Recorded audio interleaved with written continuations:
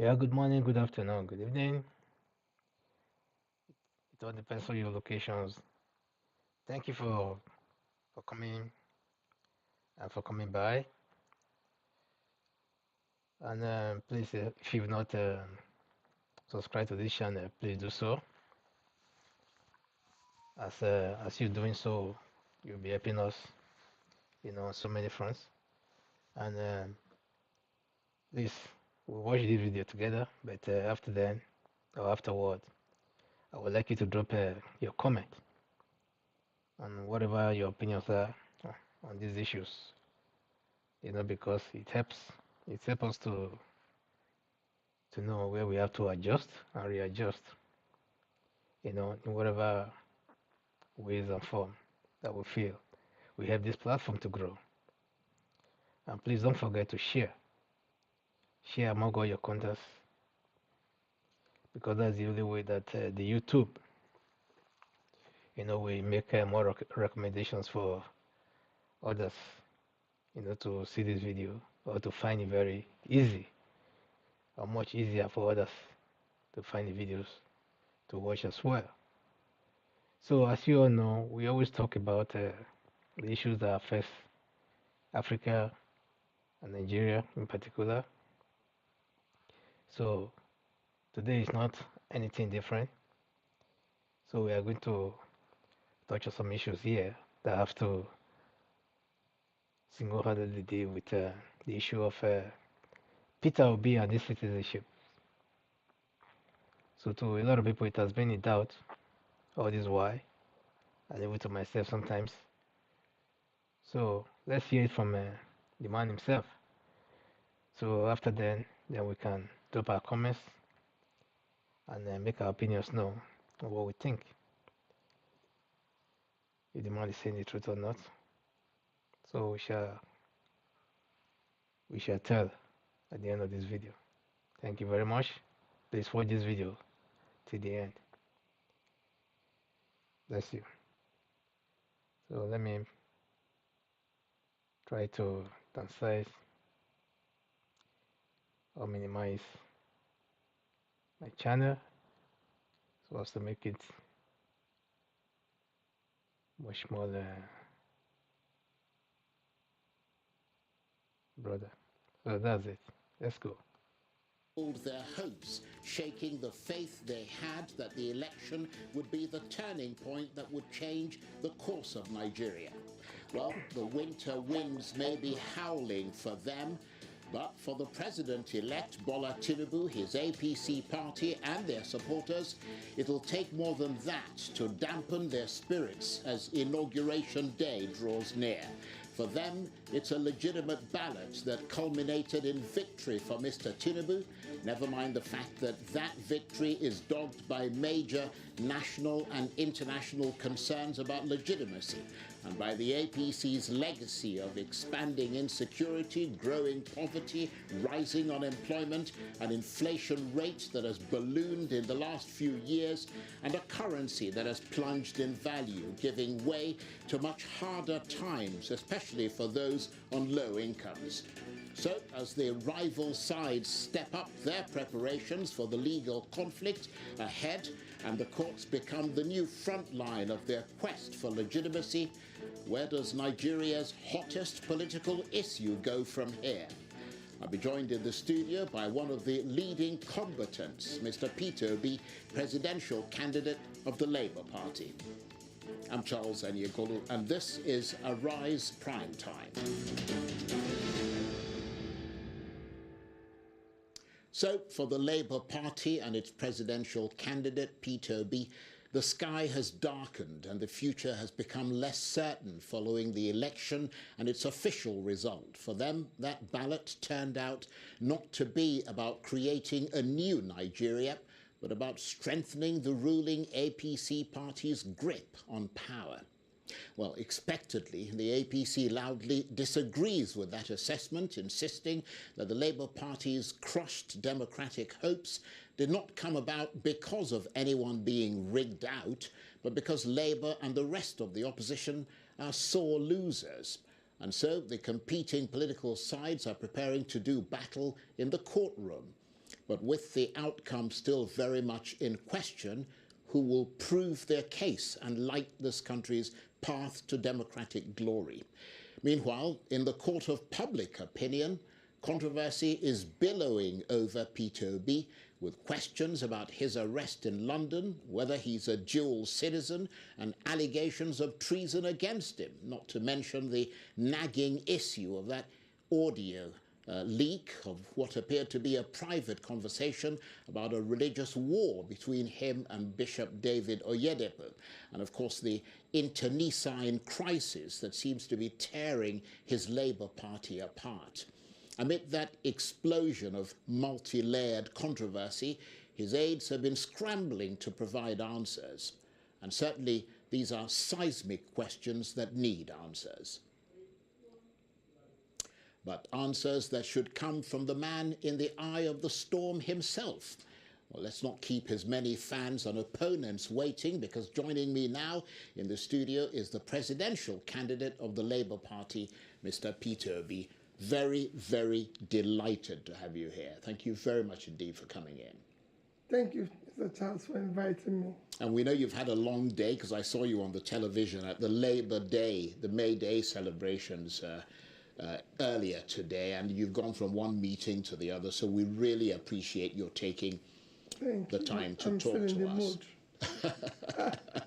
I like that. Now, there have been a lot of reactions trailing your apparent arrest in London by the British authorities. Some have said that you were being witch hunted by the APC, others that a petition was sent against you, and still others that you were being impersonated. Can you tell us the circumstances of your purported apprehension in London and what has happened subsequently, and sort of clear the air on that? Did you commit an offence for which you were being stopped? Thank you, Charles. One is, I was never arrested. I was never detained. And I did not commit any offense. I was stopped for a routine immigration check because there appears to be a duplication of my identity. And all this lasted for maximum of 20 minutes. And I was treated in what I do with all due respect. Charles, I lived in the UK in the 90s, say from 1993 until 2005. I remember meeting you in London, actually, in that period. Yes. Charles, not just that I lived there, from that 1993 to now is a period of 30 years. I have never been questioned, arrested, detained in any country in the world.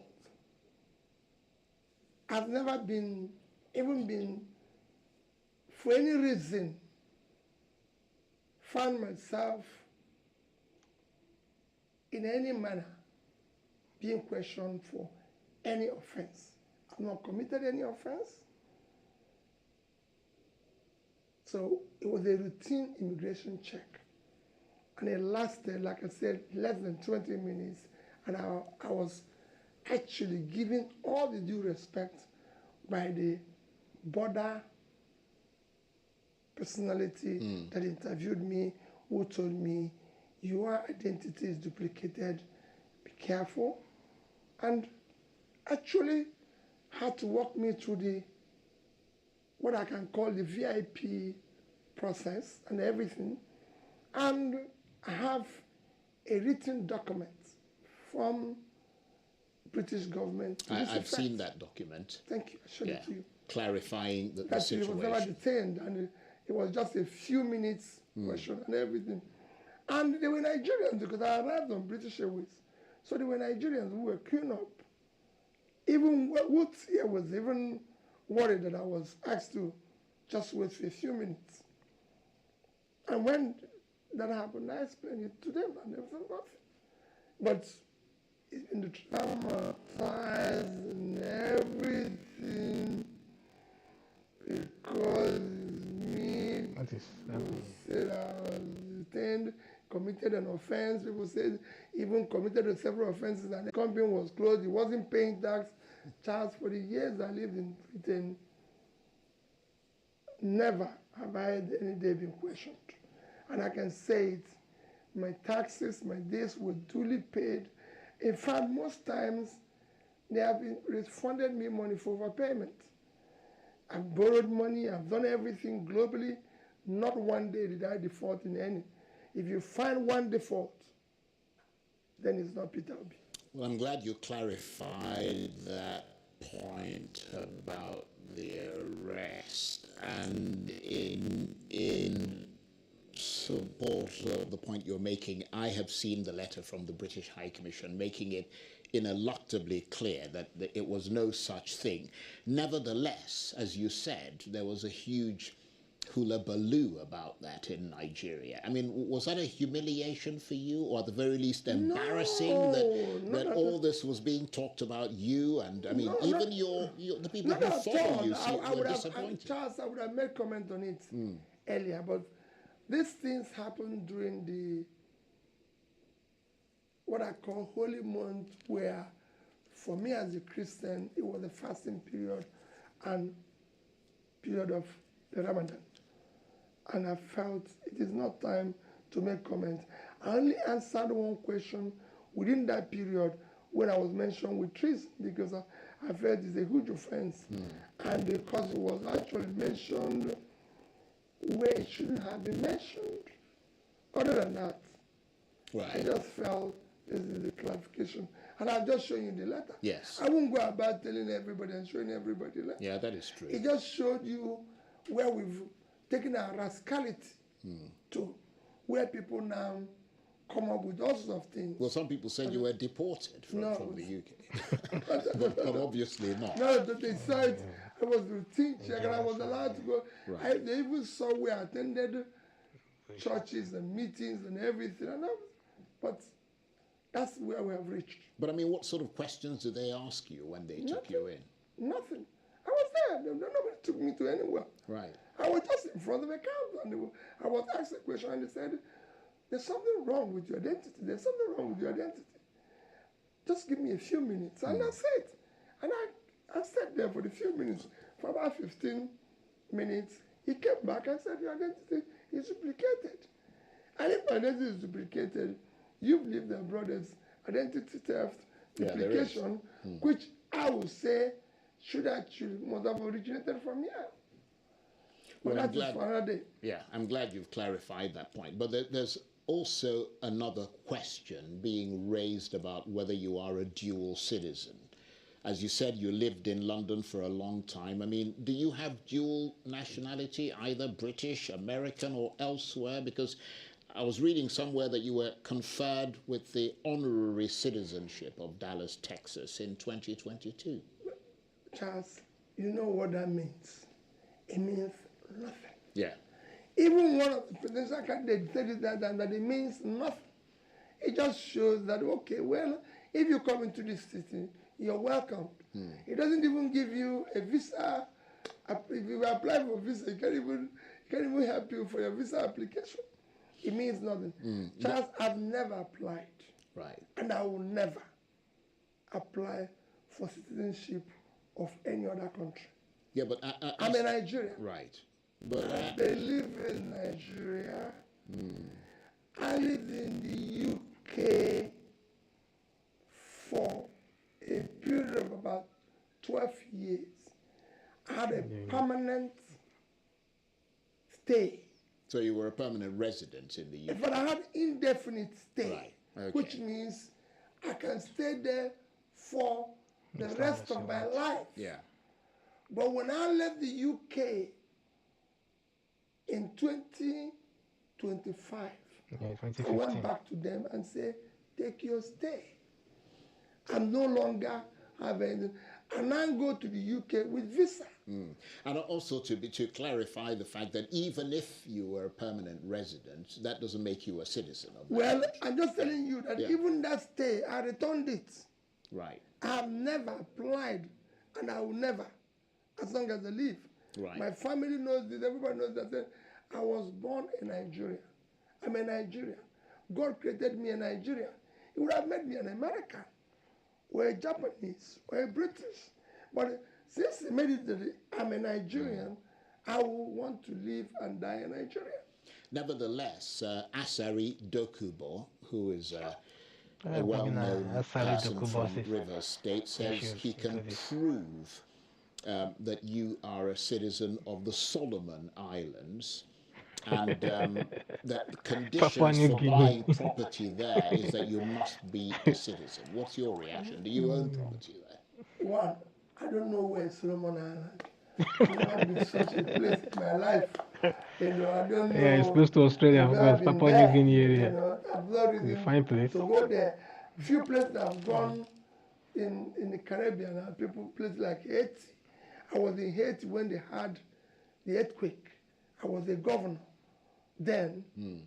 Everybody who is close to me knows that I've been to most troubled places in the world. So when there was earthquake in Haiti, I went to President Jonathan. He's still there.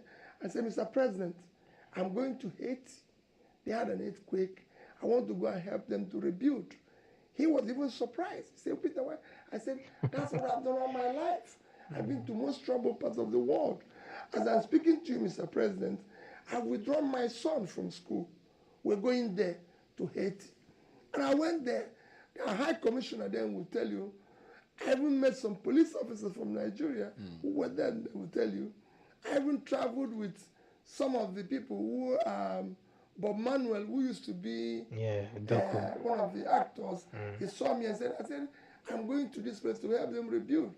And I helped them to raise money then, over $200,000. So I've been to Haiti and I've been to Barbados.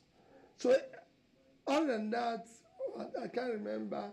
I don't know where Solomon Islands, Charles. Right. I've never been there. I don't own a property anywhere outside Nigeria except in the UK where I lived. Yes.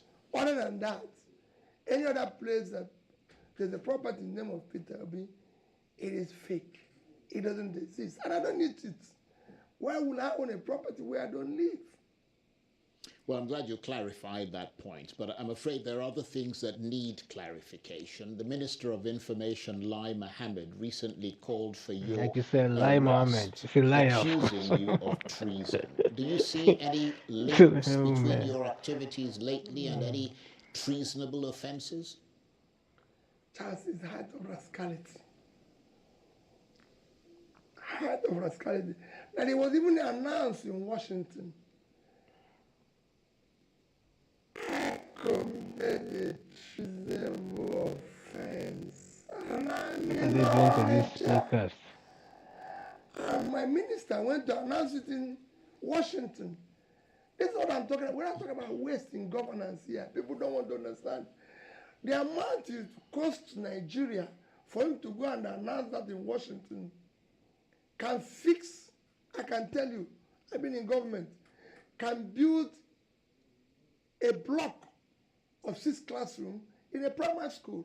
I'm sure if you go to his village, there's so many places where children don't even have desks or classrooms to go to school. And instead of using that money to go and do choose to go to use US, that money to go to Washington true lobbyist to announce and bullshit. of treason of somebody who is not a child. He doesn't need to do that. It is rascality of the highest order. That's the reason why we want a new Nigeria where things will work the way it works around that client. From there he went to London, announcing the same thing. Well, I'm in Nigeria.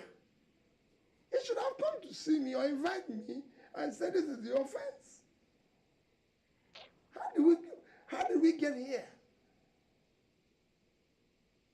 Yeah, that's a good question, but I'm afraid it will remain a rhetorical question at the moment. Some of your followers, just moving on from that, who are known as obedience, have recently engaged in a sort of caustic exchange of words with Professor Wale Soyinka, the Nobel laureate, and he said that they simply don't accept any form of criticism. And I think it was around the time when he made the comments about fascism and your deputy, Yusuf Baba Dati Ahmed. What are your thoughts on that? Well, Charles Prof is a respected, revered personality in Nigeria and globally. And I've always respected him. And he's a dear father to me. And for me, I was very, very sad that there was such a change. Some of the obedience, I must tell you, or people they, mentioned, the obedience, are not entirely people who are with us. The oppositions have also come into it and are using it at times. You mean other opposition Other parties? opposition parties. Right. But that is not to worry about. But I was very sad there was such a change between a respected father. But you have to understand this. These young people are people who have been so deprived by supposedly a system that is supposed to care for them. They've been pushed to the wall. Even me, Charles, the way they even react when I say things, but I could see their pain. I could feel it. Because I live in the same system, Charles, that they are living in. I said it in Enugu 2 days ago. I said, listen, I lived in this town. I went to JL in Enugu as a student, University of Nigeria, Nsukka, and paid 2,600 and something naira for a Volkswagen car. And within 2 years, Umano Motors in Nsukka sold a 505 to me at 2,700 naira, at 6,800 and something naira in the same country.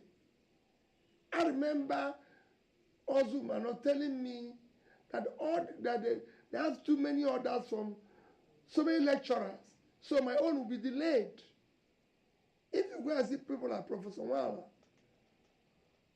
my lecture, then they are driving new cars. I don't know why this thing is In some society moving sluggishly. where we lived, everything was working. All of a sudden, these young fellows now live in what you can consider a war situation. So at times, there's issues.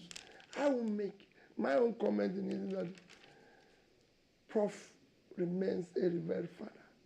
And I'll keep respecting him for that. And of course, young obedience, I feel for them. I wish we can see what they're saying. I wish we can feel what they're feeling. The pain. Just go around these young people. They brought in the society offering them. Well, it's not just Even when they obedience, try to do it on their own. Yeah. This is a place where if you carry today, you're moving around with laptop, you are arrested and labels all sorts of names. This is a place where people are thrown into jail for even making comments. These are places where people, all sorts of things are made on these people. When people who have stolen billions of country's money, done worse things, are moving around. So, ladies and gentlemen, I think I don't know what that problem is, but I want to, round it up myself because the main, the main topic of this program has already been said. So as you know, all the questions that has been asked over time has been answered, and now it's very clear to those deaf and dumbs who don't even want to know what the truths are about because they've already made up their mind, as to what they want to believe. So we can't change that. So what they want to believe, they should go ahead and believe that and start spreading all their propaganda because after all, this government was made, from propaganda right from day one, and they are still dwelling on it. Is it not confusing, or sometimes it's not even foolhardy to even think that the so-called APC that said that they won an election after much rigging, which is obvious, they are still the same people who are running, from pillar to post every now and then, spreading all kinds of rumors, like they are still doing some campaign even after the election. The same people are still the same people fighting to stop the court processes. They are trying to stop the rule of law from taking rules because they found a man who believed in the due process, who believed in the rule of law. So if it was somebody other than Peter Obi, for example, that is fighting for this thing actually, because the rest are just, decorating the so-called litigations that they are trying to or pretending to be filing against the so-called president-elect, in my own opinion. So that's how I see them because they are not serious with the issue. Somebody like Atiku, for example, who actually came third, you know. So they just want to make him to feel good by making him to put him in the second position, then trying to disadvantage Obi by putting him in the third place and say that he took third. Meanwhile, he's the one that took first. So what that means is that so that if Tinubu, their initial planning was that if Tinubu was scammed out of the whole thing, then the Northerner will not take charge or will not be in the position to fight to retrieve this thing, the mandate by saying, okay, the first person is disqualified or whatever, so the second leading person will now fall into the role. So, but one thing that they did not know was that all their mistakes and stuff like that could not be covered. So at the end of the day, with the same beaver system that they try to deprive us of having the access to get the actual results from, you know, was you know was in the public domain. So all the results were in the public domain.